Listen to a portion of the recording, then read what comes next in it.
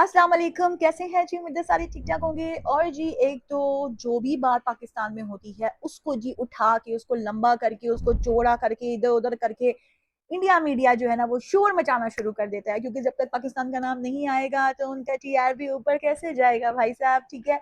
तो अभी हम लोग देखेंगे कि क्या कह रहा है इंडिया मीडिया। कभी-कभी कोई जो है दिमाग वाले भी आ जाते हैं, कभी-कभी आ जाते हैं, ठीक है? ज़्यादातर तो गोदी मीडिया ही होता है। तो अभी हम लोग देख लेते हैं कि जो ईरान के लिए पाकिस्तान ने कहा है कि भई ग्वादर के दरवाज़े हम खोल देंगे, तो उसके बाद इनको बहुत ज़्यादा मिर्ची लग चुकी है। तो जल्दी से देख लेते हैं कि क्या कह रहे हैं, क्यों इतना शोर है भाई? तो चैनल को प्लीज़ सब्सक्राइब कर देना। पाकिस्तान ने अचानक ईरान के लिए अपना लैंड रूट क्यों खोल दिया? इसके अंदर क्या प्रॉब्लम है? कोई प्रेशर है ऊपर से? क्या कुछ ऐसा है जो उस लैंड रूट से चाइना ईरान में पहुंचाना चाहता है?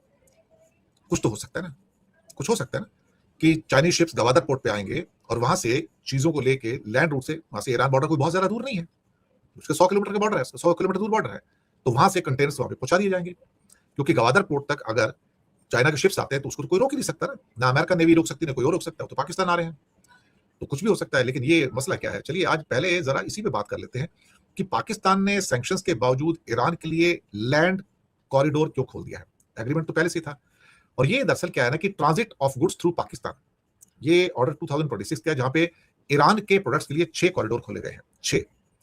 और इसके कॉरिडोर का इस्तेमाल करके ईरान पाकिस्तान के थ्रू किसी भी और कंट्री से एक्सपोर्ट इंपोर्ट कर सकता है। ये अपने आप में एक बड़ी इंपॉर्टेंट न्यूज है, इसको हमें इग्नोर नहीं करना है। क्योंकि जो सामान ईरान में पहुंच सकता था चाइना का, खासतौर से चबहार पोर्ट से या बंदर अब्बास से, वो अब वहां पे नहीं पहुंच रहा है। इसका मतलब वो गवादर पोर्ट पे आ सकता है, और गवादर पोर्ट से वो सामान फिर इस 6 जो ट्रेड रूट खोले गए हैं लैंड के, उसके द्वारा द्वारा करीब 900 किलोमीटर का रूट है, जो लैंड बॉर्डर है ईरान और पाकिस्तान का। और उसमें 6 जगह तो ऐसी है जहां लीगली जा सकते हैं, वैसे तो लोग आर पार भी जाते रहते हैं, वहां भी कौन सारे 900 किलोमीटर के बॉर्डर को तो कोई मैन कर नहीं सकता ना। और ईरान और ओह माय पाकिस्तान के बीच में गॉड! एक बहुत बड़ा व्यापार चलता ही रहता है, वहां के लोग आना जाना लगा रहता है वहां पर। Oh my God! अब पाकिस्तान ईरान के बीच में जो ट्रांजिट ट्रेड है, इसको मजबूती मिल गई एकदम से। ये भी कहा जा रहा है कि पाकिस्तान की ओर से कि इस कदम से पाकिस्तान की स्ट्रेटेजिक इंपॉर्टेंस बढ़ेगी और एक ट्रेड कॉरिडोर और लॉजिस्टिक हब बनाने की दिशा में हम आगे बढ़ेंगे। इसमें गवादर, कराची और तख्तान समेत कई रूट्स को ट्रांजिट कॉरिडोर के लिए इंडिकेट किया गया है, और 909 किलोमीटर का इनका बॉर्डर है। और क्वेटा के पास तख्तान बॉर्डर है, गवादर के पास गब्द बॉर्डर क्रॉसिंग है, और मंड पिशिन बॉर्डर है वहां पर। अब इसका मतलब है कि अगर ये ईरान के लिए ट्रेड कॉरिडोर खोलेगा तो पाकिस्तान को सेंट्रल एशिया की भी पहुंच मिल जाती, क्योंकि फिर ताजिकिस्तान, तुर्कमेनिस्तान, कजाकिस्तान, वहां भी चीजें पहुंचाने में पाकिस्तान के लिए बहुत ईजी हो जाता है वहां से। अब ये जो ट्रेड रूट खोला गया, इससे क्या अमेरिका नाराज होगा? मुझे लगता है अमेरिका को पहले बता दिया गया होगा। तो इसमें कौन कौन से रूट है यहाँ पर? इसमें एक गवादर से है, गवादर और गब्द, और वहां से कराची, पोर्ट कासिम, लियारी और मारा, पसनी और गब्द फिर से, और इसके अलावा कुछ और भी जो जगह है वो भी इस पे ये खोले गए हैं। अब पाकिस्तान ने ये कदम कैसे उठाया? क्या अमेरिका को भरोसा में लिया गया? बताया गया होगा कि हाँ, क्योंकि अब अफगानिस्तान तो लैंड लॉक्ड कंट्री है, तो वहां पर कुछ कंडीशंस लागू होती हैं और उनको आपको जगह देनी पड़ती है लैंड लॉक। जैसे इंडिया में नेपाल है, तो नेपाल के पास सामान कहां से आएगा? अगर समुद्र के रास्ते से, तो इंटरनेशनल लॉ है कि इंडिया के पासपोर्ट्स है, तो इंडिया के पोर्ट से सामान नेपाल जाएगा। अगर इंडिया नाराज भी है तो भी आपको इंटरनेशनल लॉ के मुताबिक नेपाल का सामान आपको इंडिया के थ्रू होकर जो सड़क के रास्ते जाएगा वो जाने की परमिशन देनी पड़ेगी, या ट्रेन का रास्ता भी हो सकता है, रेलवे है वहां पर। तो अब यहां पर खासतौर से ईरान के साथ जो ट्रेड कॉरिडोर खोला गया है, ये अपने आप में एक बहुत ही इंपॉर्टेंट, मुझे लगता है कि एक सिलसिला है। क्योंकि हो सकता है चाइना का कुछ प्रेशर हो, मैं ये मान के चलता हूँ कि हो सकता है चाइना का प्रेशर हो, कि चाइना को कुछ बहुत इंपॉर्टेंट चीजें ईरान में पहुंचानी हो, और चूंकि चबार पोर्ट और बंदर अब्बास तक चाइनीज शिप्स नहीं जा पा रहे हैं, उसको ब्लॉकेट किया हुआ है, लेकिन फिर यहां से सामान चला जाएगा, इसका मतलब ये हुआ। और ये भी हो सकता है कि बिना शिप के ही जिनजियांग से गवादर का जो सीपेक का रूट है, वहां से चीजें चलेंगी और चल के फिर यहाँ तक पहुंच जाएंगी, गवादर तक आएंगी, और बाद में ये सारे के सारे ईरान को शिफ्ट कर दिए जाएंगे। देखिए, दुनिया में हवा तो चलेगी ना, हवा और पानी का रुख तो कोई नहीं मोड़ सकता ना। लोग भी आएंगे, लोग भी जाएंगे, परिंदे भी आएंगे, परिंदे भी जाएंगे, सामान भी आएगा, सामान भी जाएगा। तो किसी के ब्लॉकेट लगाने से दुनिया रुक तो नहीं जाती है। एक रास्ता बंद करोगे, दूसरा रास्ता खुल जाता है। चाइना जब प्रेशर डालेगा तो पाकिस्तान इनकार नहीं कर सकता कि हाँ, मुझे क्या कहते हैं, ईरान का एक्सेस तो पीछे, पर्दे के पीछे बहुत कुछ होता रहता है, और वो जरूरी भी है कहीं भी। है। इतने दिनों से अमेरिकी प्रयासों से जो इस्लामाबाद डायलॉग चलता आ रहा था, इस इस्लामाबाद डायलॉग में पाकिस्तान जो मध्यस्थ की भूमिका लेकर बड़ा हुआ था, इसी पाकिस्तान का हाथ पकड़ के ईरान ने अमेरिका को एक पटकनी दे दी है। यूं कहिए कि पाकिस्तान ने अब ईरान के लिए एक ऐसा रास्ता खोल दिया है जो अमेरिकी प्रतिबंधों को किनारा कर देगा। आसान भाषा में यह समझिए कि अमेरिका ने ईरान के लिए स्ट्रेट ऑफ हॉर्मुज बंद कर दिया था कि तुम्हें इस रास्ते से नहीं जाने देंगे। कोई बात नहीं, अमेरिका ने ब्लॉकेड खड़े कर दिए कि तुम वहां खड़े रहो, हम यहां खड़े रहेंगे। लेकिन इसी बीच में पाकिस्तान और ईरान के बीच एक गठबंधन होता है। ईरान पाकिस्तान से 6 रास्ते खुलवा लेता है। ईरान और पाकिस्तान लगभग 900 किलोमीटर की सीमा रेखा साझा करते हैं। हेडलाइन बनती है कि पाकिस्तान के लिए ईरान मित्र के रूप से साबित हुआ है। और ऐसे दौर में जब ईरान के अंदर यह बात उठ रही हो कि पाकिस्तान प्रो अमेरिका है, अच्छा मध्यस्थ नहीं है, क्या पाकिस्तान ने ईरान को रास्ता देकर के कोई बड़ा काम खेल खेल दिया है? यानी कि एक ऐसा खेल जिसमें पाकिस्तान दोनों का भला बन गया। अमेरिका का भला इसलिए कि साहब स्ट्रेट ऑफ हॉर्मुज में अगर आपकी बात करवाने वाला कोई देश है तो मैं हूं, वहीं दूसरी तरफ ईरान के लिए कि ईरान वालों तुम्हारे लिए भी देखो मैं कितना अच्छा हूं कि मैं तुम्हारा बहुत हमदर्द बनकर लैंड बॉर्डर यूज करते हुए हॉर्मुज बाईपास करके माल बिकवा दूंगा। खेल तगड़ा है। आज के इस पूरे खेल को आइए बैठकर डिस्कस करते हैं किसको Oh क्या my फायदा God. होगा और अमेरिकी प्रतिबंध पाकिस्तान के लिए नहीं होंगे? क्या ट्रंप इस बात से नाराज नहीं होंगे? इन सारी बातों का डिटेल डिस्कशन करेंगे। पाकिस्तान ने ईरान के लिए ग्वादार और कराची बंदरगाहों को खोलने की घोषणा कर दी है। यह खबर बहुत बड़ी खबर मानी जानी चाहिए। पाकिस्तान ने बकायदा transit of goods through Pakistan के नाम से एक ऐसा आदेश जारी कर दिया है जो कि 2026 के लिए 6 कॉरिडोर खोलने का दावा करता है। यानी कि एक तरह से समझिए कि आपके पास ईरान के बंदरगाह तो नहीं होंगे क्योंकि अमेरिका रोक कर बैठा है, लेकिन पाकिस्तान के बंदरगाह होंगे। आप वहां से किसी तीसरे देश के साथ आप माल बेच सकते हैं।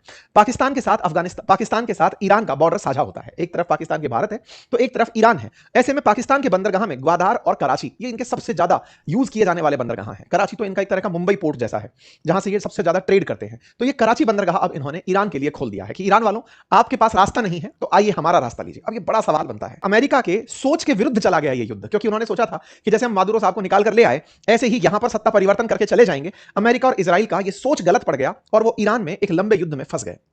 जब फंसे, अब फरवरी का शुरू हुआ युद्ध, जब मार्च में पहुंचा तो एक महीना बीतने के करीब उनको यह एहसास हुआ अमेरिकियों को कि अब हमें बातचीत करने के लिए कोई आदमी चाहिए। हमने लीडरशिप तो खत्म कर दी है। वहां पर उदय होता है पाकिस्तान का।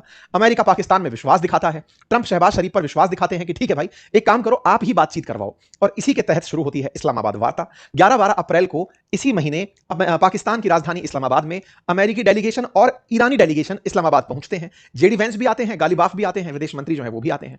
इनकी मुलाकात होती है और इस पूरी मुलाकात का सहारा होता है कि दोनों के बीच समझौता कराया जाए। इस पूरी मामले में पाकिस्तान अपने आप को जियोपॉलिटिकल स्टेज में एक सही जगह सेट करने में कामयाब होता है कि अमेरिका को भी उम्मीद है तो पाकिस्तान से और ईरान को भी उम्मीद है तो पाकिस्तान से। हालांकि पहली बार में यह बातचीत बनी नहीं, यह वार्ता विफल रही। ईरान के साथ वार्ता विफल रही लेकिन उम्मीदें कायम रही।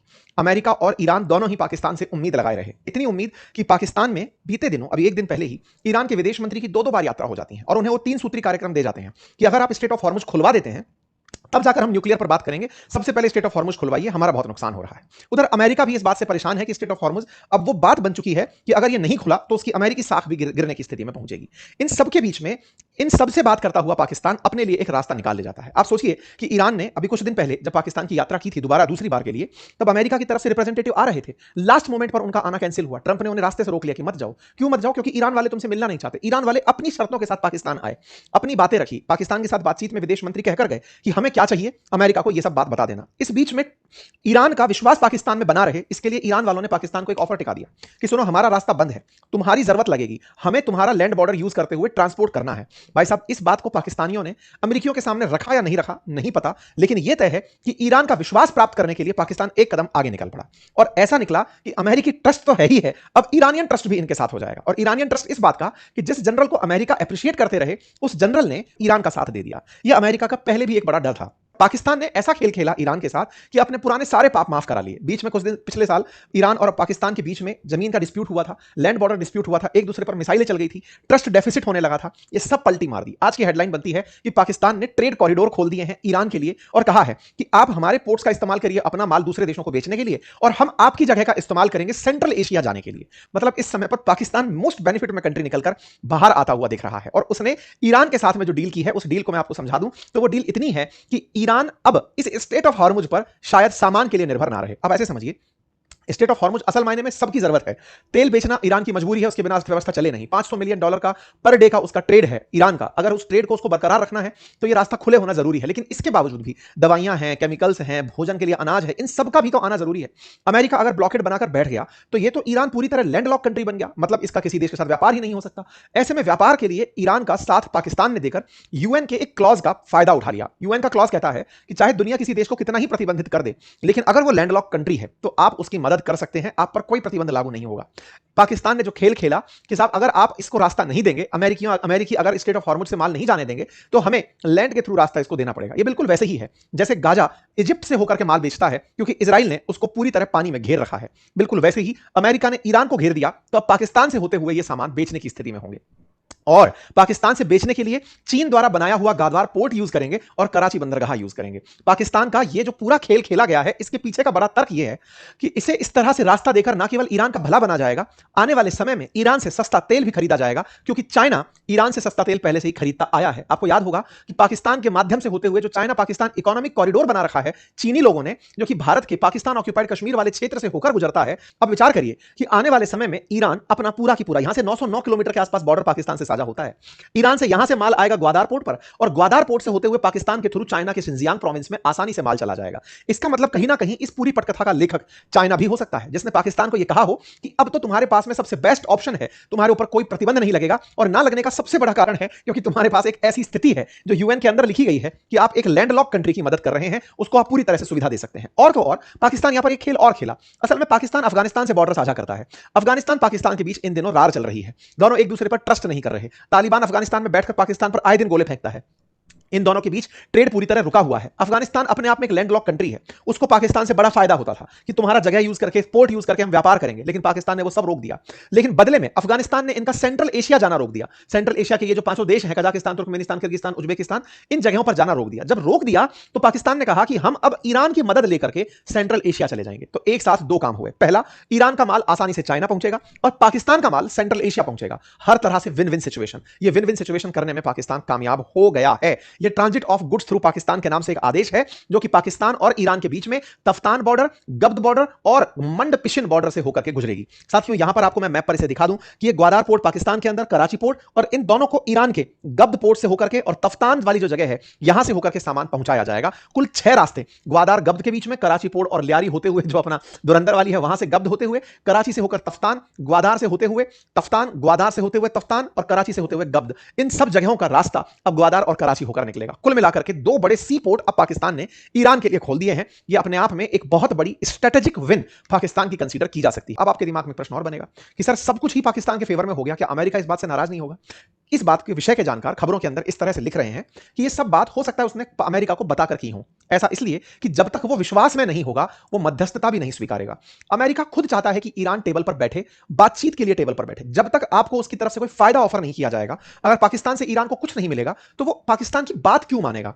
इसलिए हो सकता है कि बैकडोर में अमेरिका ने भी उसे परमिशन दी हो कि तुम उसके साथ में बातचीत करो, ट्रेड करो और ट्रेड करके उसे टेबल पर लेकर आओ। तो ये कुछ कहानी ऐसी है जिसमें सेंट्रल एशिया का सपना टेबल पर सजा करके ईरान को पूरी तरह से पाकिस्तान अपनी तरफ करने में कामयाब हो रहा है। इसमें सबसे बड़ा पॉइंट क्या है कि ट्रंप जब पिछली बार आए थे ना, अब इन्होंने काटसा नामक एक एक्ट लगा दिया था। कहा था ईरान से ट्रेड करने वालों पर मैं प्रतिबंध लगाऊंगा। 3 देश थे, रूस, नॉर्थ कोरिया और ईरान। बोले इनके साथ व्यापार करने वालों पर मैं प्रतिबंध अतिरिक्त रूप से लगाऊंगा। आज सोचिए ट्रंप की स्थिति यह है कि ईरान से व्यापार करने के नाम पर वो पाकिस्तान का कुछ भी नहीं बिगाड़ पा रहे हैं। तो साहब, ये क्या फैसला महत्वपूर्ण है? निश्चित ही बड़ा महत्वपूर्ण फैसला है, और इसके बारे में जितनी भी जगह लिखा पढ़ा गया है, यही कहा गया है कि यह पाकिस्तान की एक बड़ी कामयाबी कही जाए, क्योंकि यह आने वाले समय में एक स्ट्रेटेजिक लोकेशन का दुनिया को बता चुका है कि मैंने कैसे लाभ कमाया है। इन सबसे क्या भारत को चिंतित होने की आवश्यकता है? क्योंकि पाकिस्तान एक बड़ा ट्रेड हब बन जाएगा। जब वो ट्रेड हब बनेगा तो चीनियों के लिए भी व्यापार के एक रास्ते खुलेंगे, क्योंकि ग्वादार पोर्ट से होकर के चीनी और ज्यादा सीपैक के माध्यम से सामान लेकर जाएंगे, और वो भारत का जो हिस्सा पाकिस्तान अधिकृत कश्मीर में है उस हिस्से से होकर निकलेंगे। तो ये भारत के लिए चुनौतीपूर्ण तो रहेगा ही रहेगा, और पाकिस्तान जियोपॉलिटिकल टेबल पर और स्ट्रांग होकर आएगा। इन सब चीजों को समझने के लिए हमें थोड़ा सा और पीछे चलना होगा।